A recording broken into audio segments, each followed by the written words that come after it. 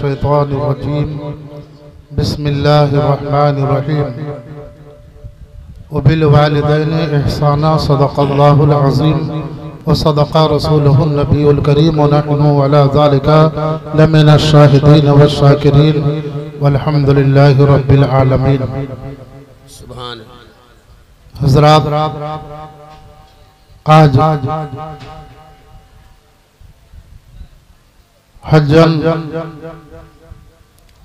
अफसरी बीबी मरहुमा के चहल्लुम के मौके पर क्या कहें, आज मीलाद की महफिल सजाई गई है। हम अल्लाह तबारक व तआला की बारगाह में दुआ करते हैं कि जब तक गंगो जबन की जल तरंग, कौकबो अंजुम की अंजुमन, कौसारो आबशार की दिलफरेबियाँ कायम है, अल्लाह तबारक व तआला उनकी कब्र में रहमतो अनवार की मौसलाधार बारिशें बरसाए। मुश्ताक भाई साहब, आप भी इसी वक्त जाने वाले थे। चलिए अल्हम्दुलिल्लाह, अब हमारे मुश्ताक भाई साहब हमारे भद्रक के शान हैं और उनकी नकाबत बेमिसाल नकाबत होती है। जैसे हंगामे नकाबत अल्फाज की शौकत से मज़ामीर के माथे पर पसीना आने लगता है। तो वैसे ही आपके सामने हजरत अल्लामा मौलाना तबरेज़ आलम मिसबाही वो भी तशरीफ रखते हैं, जो अपने वक्त सिर्फ खतीब नहीं बल्कि दर्स व तदरीस की दुनिया के ऐसे गुलशन हैं कि जिनके हसीन क्यारियों पर न जाने कितने गुंचों ने चटकना और कितने कलियों ने मुस्कुराना सीखा है। अब देखिए, और आपके सामने ज़ेरे सदारत में हाफिज कारी शमसुल हक साहब किबला, जो पूरी शान सदारत से तशरीफ रखते हैं, अल्लाह तबारक व तआला उनके गुलशन हयात में हुस्न सीरत की बारिश अता फरमाए। और अल्हम्दुलिल्लाह हाफिज कारी मुजाहिद रजा साहब भी हैं और हाफिज कारी जनाब इसहाक साहब भी हैं किबला, अल्हम्दुलिल्लाह अपने वक्त के आफ्ताब व महताब भी हैं। और शोरा हजरात तो अपने अंदाज से शायरी कर रहे थे, ऐसा लग रहा था जैसे आबशार मुस्कुरा रहे हैं। तो मैं आप लोगों के सामने कुछ देर के लिए खड़ा हो गया हूँ। अब मैं इधर उधर की बात नहीं करूंगा बल्कि अजमते वालिदैन पर बोलूंगा।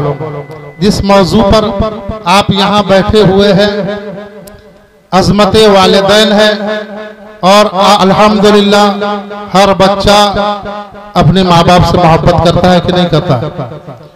जरूर करता है अल्हम्दुलिल्लाह।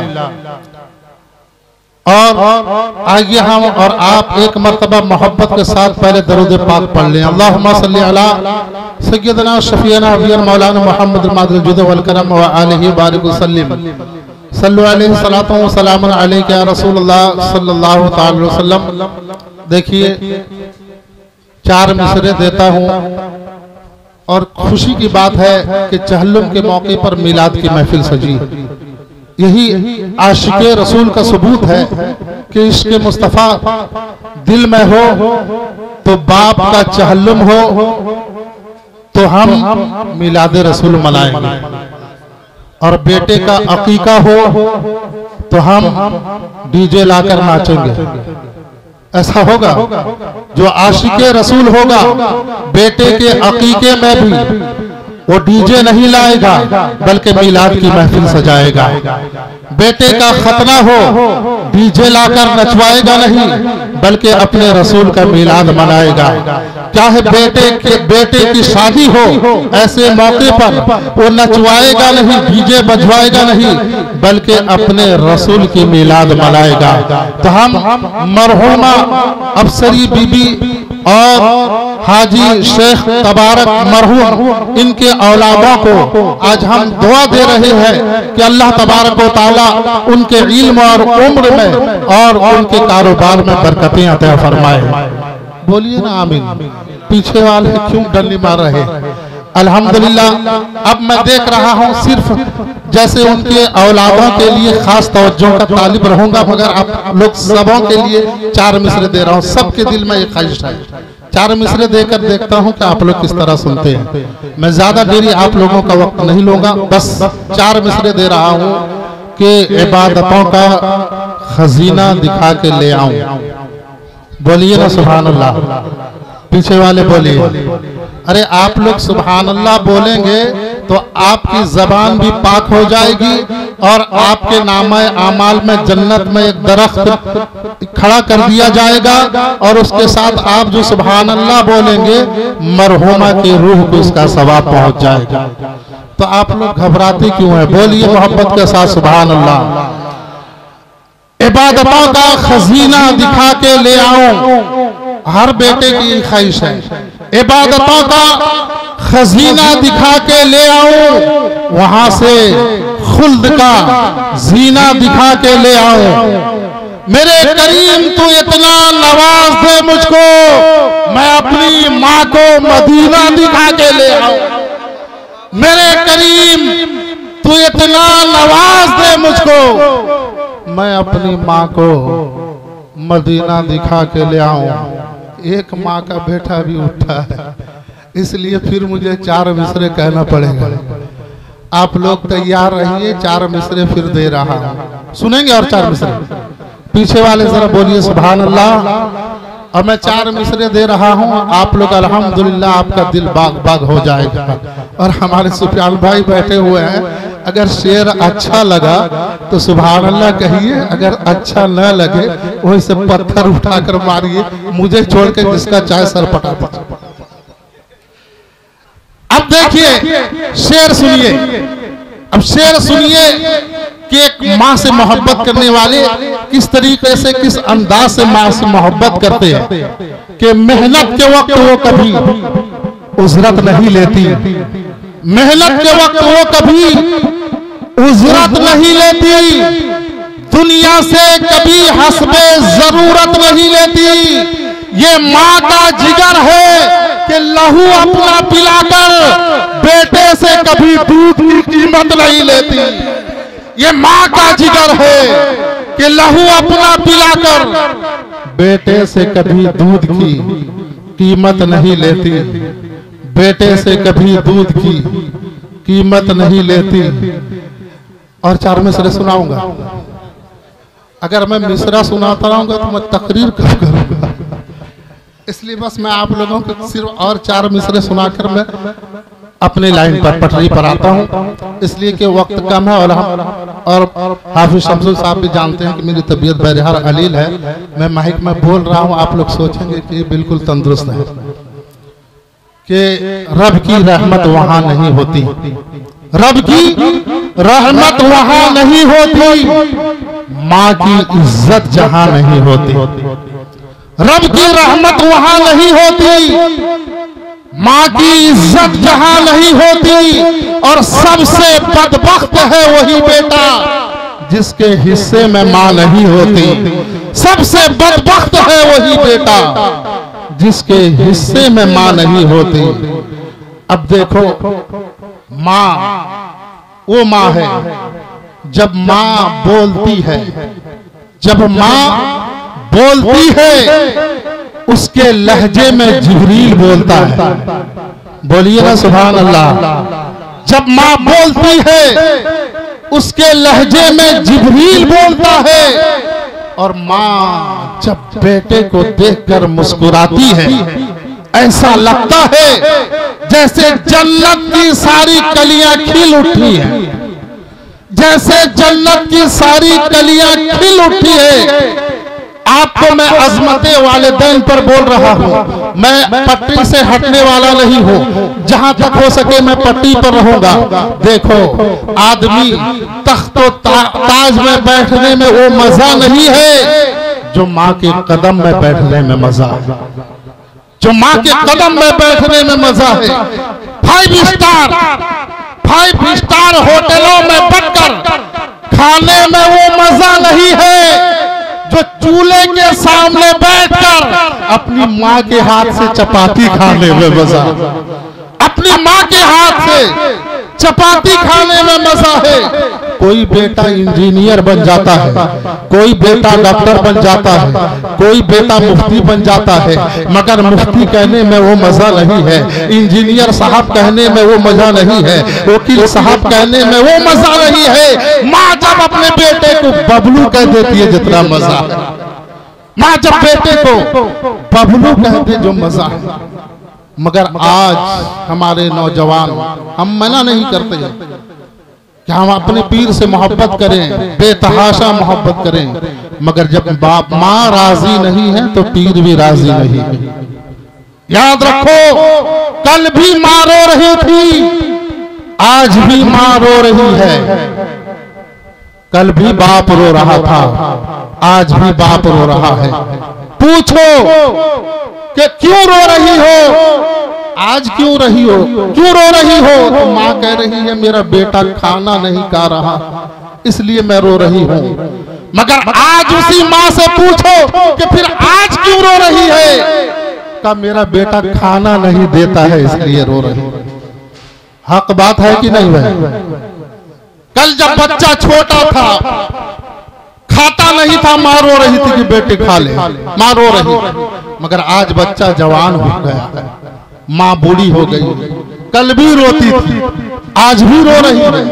माँ से पूछा जाए, माँ कह रही है कल बच्चा खाना नहीं खाता था इसलिए रोती थी, आज मुझे खाना नहीं दे रहा है इसलिए रो रही। कितनी अफसोस की बात है, कितनी अफसोस की बात है। माँ बाप का दर्जा बहुत बुलंद है। आपको पता है कि माँ के कदम में अगर जन्नत है तो उस जन्नत का दरवाजा तुम्हारा बाप है, बाप है। और बाप की दुआ अपने बेटे के हक में ऐसी है जैसे एक नबी की दुआ उम्मती के लिए। समझो बाप का मर्तबा क्या है। अब जब माँ दुआ करती है, अल्लाह का अर्श हिलता है, रब तबारक व तआला पूछता है ए अर्श तुझे क्या हुआ है? अर्श आज़म कहता है ए अल्लाह, एक माँ अपने बेटे के लिए दुआ कर रही है इसलिए मैं जुम्बिश कर रहा हूँ। जब तक उसकी दुआ कबूल नहीं होगी मैं हिलता रहूंगा, मैं हिलता रहूंगा।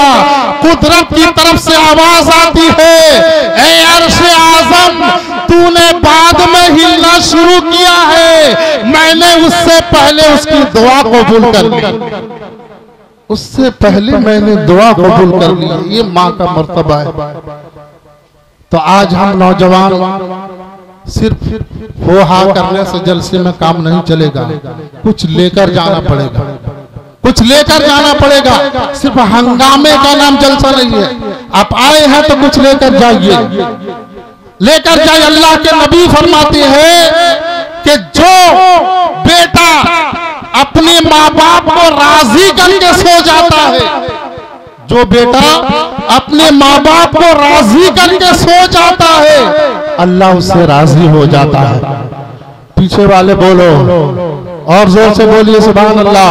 जो बेटा अपने माँ बाप को राजी करके सो जाता है, अल्लाह उससे राजी हो जाता है। और एक जगह अल्लाह के नबी फरमाते हैं कि जब माँ बाप को राजी करके बेटा सो जाता है, उसके नामे आमाल में पूरी रात काबे के तवाफ करने का सवाब लिख दिया जाता है। काबे के तवाफ करने का सवाब लिख दिया जाता है। तुम माँ बाप को राजी कर लो और तुम सोए रहो, तुम्हारे नामे आमल में क्या लिखा जाएगा कि ये सोया नहीं है, काबे का तवाफ कर रहा है। काबे का तवाफ क्यों कर रहा है? इसलिए कि उसने अपने माँ बाप को राजी करके सोया। आपको मैं बता दूं कि राजी करने का और भी तरीका है। आप सोचते होंगे मैं तो अम्मी को चाय भी दे रहा हूँ, पानी भी दे रहा हूँ, कपड़ा भी दे रहा हूँ, मुझसे राजी होगी। अब आपको क्या पता है कि वो तुझसे नाराज है कि राजी है? एक तरीका है, आपको बता दूं कि आप सोने जाइए, सोने से पहले अपने बाप के पांव दबाइए, माँ के पांव दबाइए, सर दबा लीजिए। बाप जरूर सुनिए एक बात कि उस वक्त अगर आप दबाएंगे ना बुढ़ापे में माँ बाप, वो यहाँ से दुआ नहीं देंगे, यहाँ से दुआ देंगे। बोलो जोर से बोलो, जबान से दुआ नहीं, दिल से दुआ देंगे, तुम दुनिया में भी कामयाब हो जाओगे, कब्र में भी कामयाब हो जाओगे। अब उस वक्त जब राजी करके सो जाओगे ना, अल्लाह भी तुमसे राजी हो जाएगा। और फरिश्तों से, फरिश्ते ये बेटा सोया नहीं है, काबे का तवाफ कर रहा, उसके नामे अमाल में लिख दो। तो मगर अफसोस की बात है कि हम अपने माँ बाप को बुढ़ापे की मंजिल पर देखते हैं। एक नौजवान तो ऐसा था कि निकला, का कहाँ जा रहे हो? कहा अम्मी जान के पास जा रहा। मैं परेशान था कि अपने घर से निकल रहा है, फिर अम्मी जान के पास क्यों जा रहा?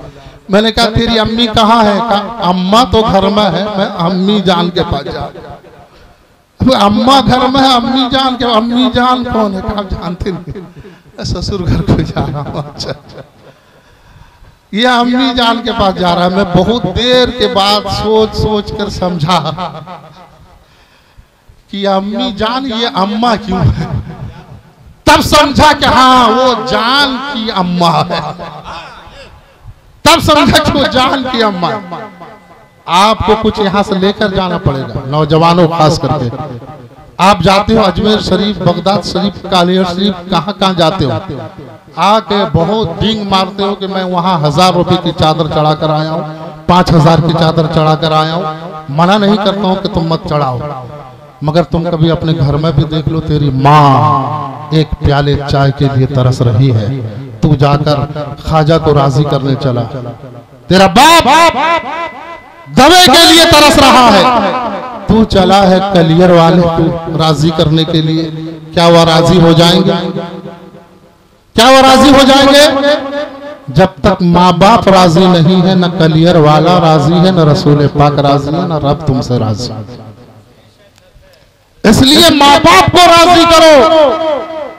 बहुत जरूरी है कि हम आज यानी अजमते वालिदैन कॉन्फ्रेंस में बैठे हैं तो कुछ लेकर जाएं। माँ का मर्तबा क्या है, बाप का मर्तबा। एक अगर घर वाली कह दे कि आते वक्त कुछ चटपटा चीज लेकर आइए, मिठाइयाँ लेकर आइए, हम तो कोई बहुत विदेश से नहीं आए, हम यहीं के रहने वाले हैं, जानते हैं। एक जवान खुशी खुशी बहुत चीजों को खरीदता है, आया दरवाजे पर खड़ा हुआ, देखा कि माँ बैठी है दरवाजे पर।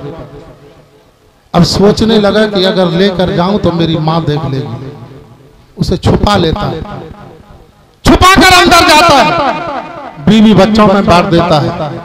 माँ इतनी पागल नहीं है, बेटे को पैदा की है, जानती है, ये समझता माँ नहीं जानती। लेकर चला, बीवी बच्चों में बांट दिया, माँ दरवाजे पर बुढ़िया बैठी है।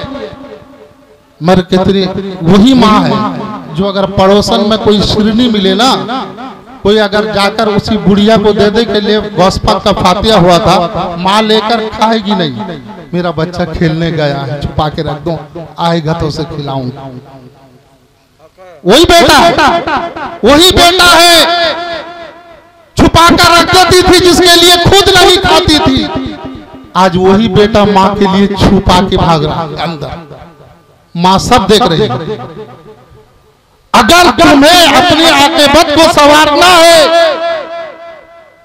तो कुछ यहां से पैगाम लेकर जाओ कि मैं मना नहीं करता कि तुम मिठाइयां मत लो, चटपटा चीजें मत लो, सब लो, मगर अंदर लेकर मत जाओ। लेकर जाओ, माँ दरवाजे पर बैठी है, उसी की गोद में रख देना और रखकर तुम किसी चेयर पर बैठ जाओ, किसी कुर्सी पर बैठ जाओ, फिर देखो तुम्हारी माँ क्या करती है। मैं अपने ज्ञानी यकीन के साथ कहता हूँ कि वो माँ खुद उस चीज को खाएगी नहीं, तेरे बच्चों में बांटती हुई नजर आएगी, तेरे बच्चों में बांटती हुई नजर आएगी। इसलिए हमको यहाँ से पैगाम लेकर जाना है कि हम आज अज़मते वालिदैन कॉन्फ्रेंस में बैठे हैं तो अपने आक़िबत को संवारने की जरूरत है कि आज हमारे माँ बाप बूढ़े हो गए हैं मगर उनकी इज्जत व कदर नहीं है।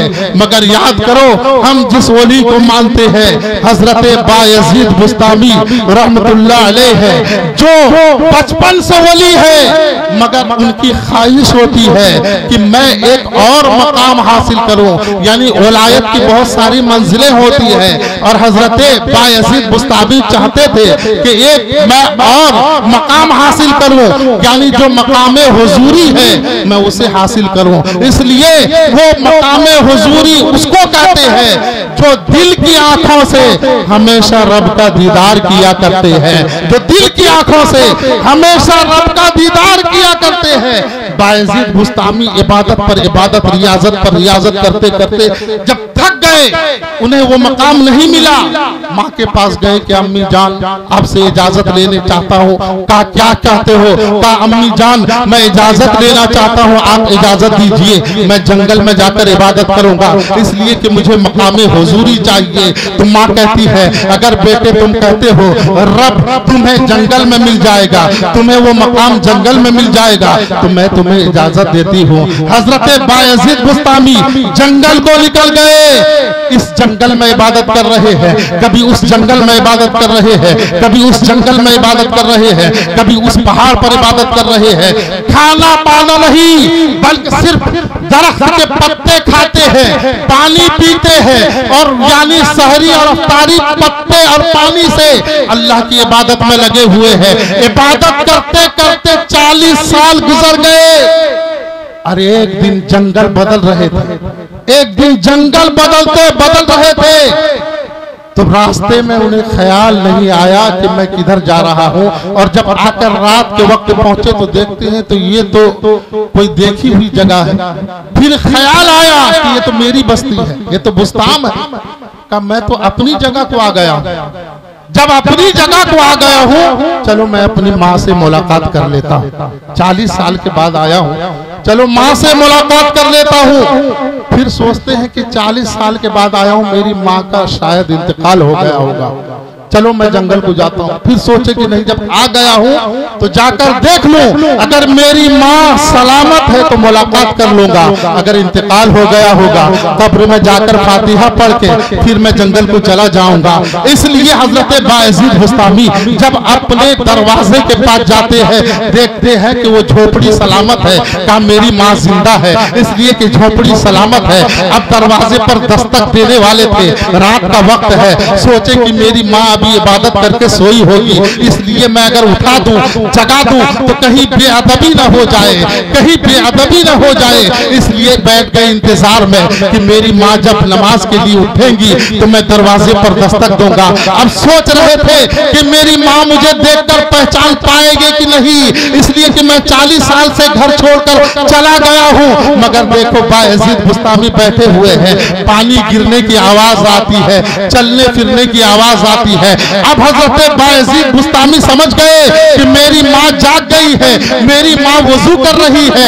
अब दरवाजे पर दस्तक देते हैं, मगर सोचते थे कि मेरी माँ मुझे पहचान पाएगी कि नहीं। मगर जब दस्तक देते हैं, दरवाजा खटखटाते हैं, अंदर से आवाज आती है कि बेटे बायजीद तुम चले आए हो। बोलो सुभान अल्लाह।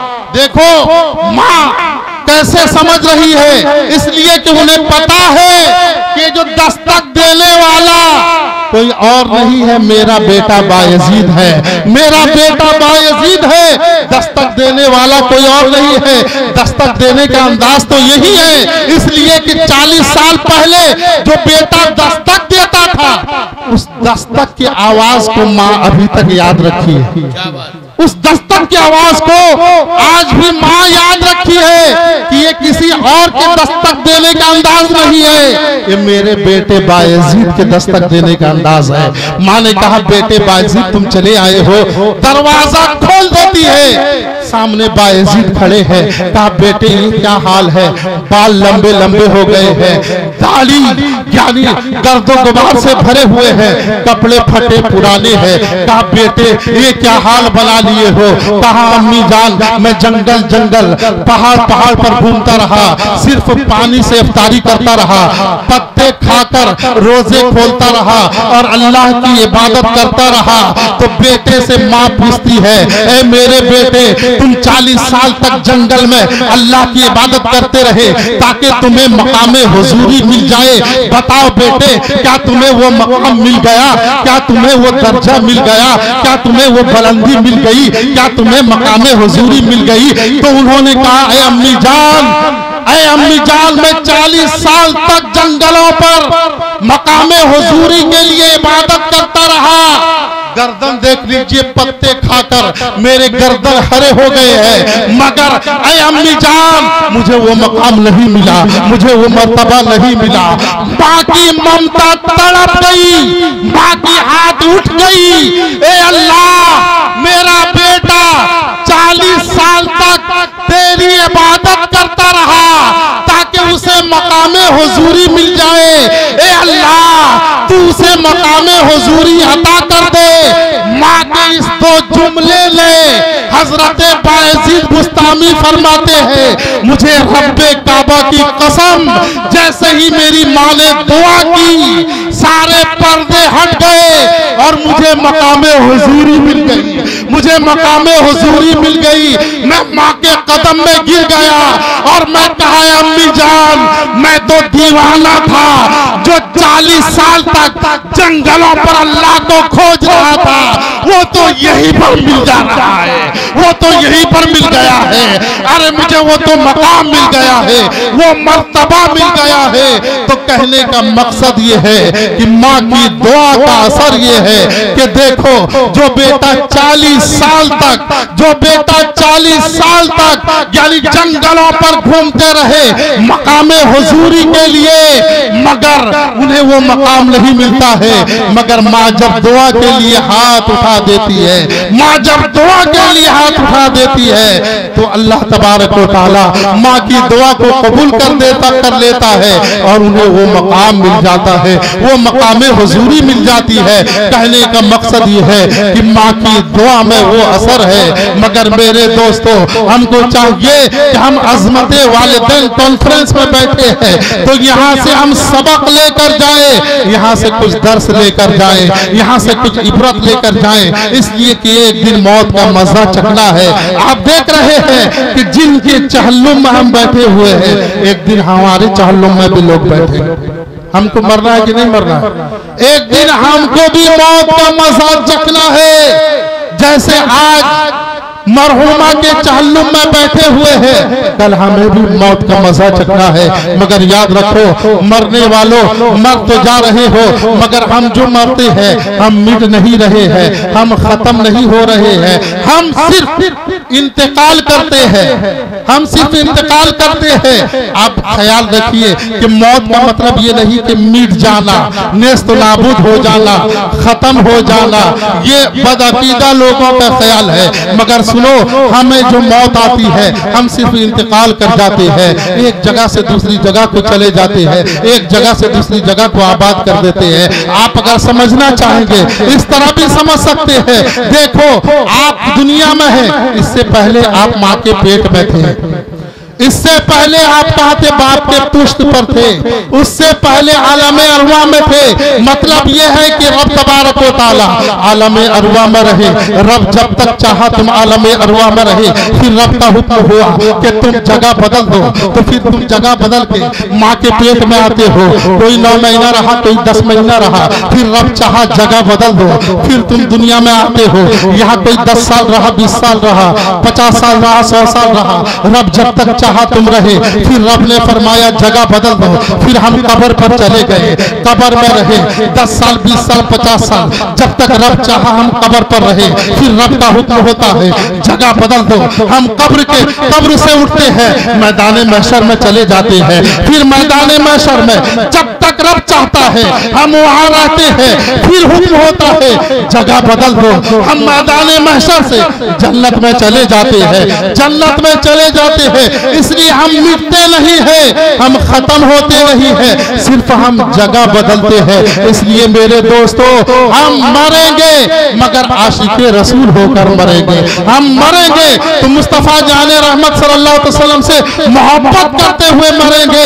इसलिए कि लहद में इश्क शहे हम मुस्तफ़ा जाने रहमत सल्लल्लाहु अलैहि वसल्लम से मोहब्बत करते हैं तो ज्ञानी मुस्तफ़ा जाने रहमत सल्लल्लाहु ताला अलैहि वसल्लम कब्र में भी तशरीफ लाएंगे। तो इसलिए कि हम उनके मानने वाले हैं, हम उनके उम्मती हैं। मगर सुनो, मरने वाले आप देख रहे हैं कि मरने वाला मर रहा है, घर वाले रो रहे हैं, घर वाले रो रहे हैं, मगर मरने वाला जब मरता है तो इसलिए कि वो आशिके रसूल है, वो तो कहता है चलो लेके जल्दी, अब मेरा जनाजा लहद में शहीदी का दीदार होगा, लहद में शहीदी का दीदार होगा।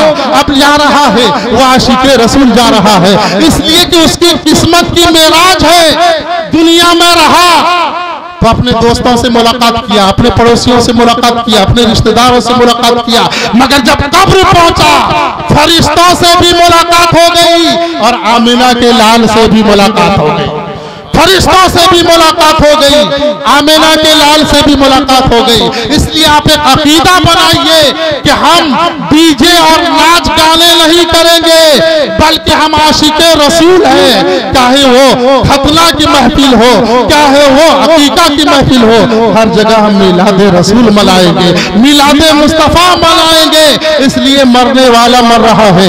आखिरी हदीस सुनाकर मैं आपसे गुजर जाना चाहता हूँ, यानी हदीस शरीफ है, बुखारी शरीफ की हदीस, कि जब मरने वाला मर जाता है आवाज आती है, ए बंदे मैंने तेरे दर्जे को बुलंद कर दिया है, मैंने तेरे दर्जे को बुलंद कर दिया है।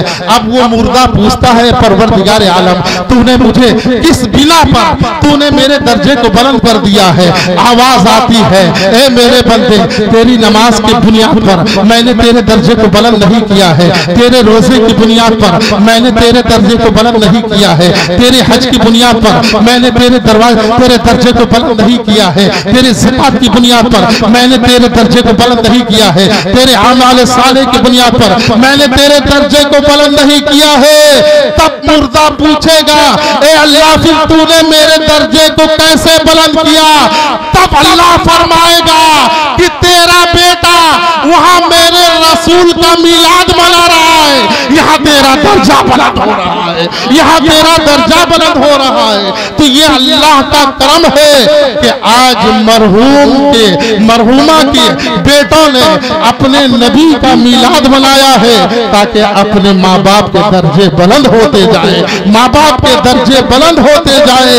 और हमको चाहिए कि हम हर मौके पर अपने रसूल का मिलाद मनाएं। इसलिए कि आप लोगों के सामने बहुत सारे उलमा और शोरा है, बस 4 मिसलें देकर मैं आप लोगों से रुखसत होता हूँ कि शाफ़ए महशर करम एक बार होना चाहिए। आप लोग खाने पड़ गए क्या? बोलिए जोर से, शाफ़ए महशर करम एक बार होना चाहिए, हम गुनहगारों का बेड़ा पार होना चाहिए। शाफ़ए महशर करम एक बार होना चाहिए, हम गुनहगारों का बेड़ा पार होना चाहिए। रिश्ते नाते जाते मजहब सबकी सब अपनी जगह, आदमी को आदमी से प्यार होना चाहिए।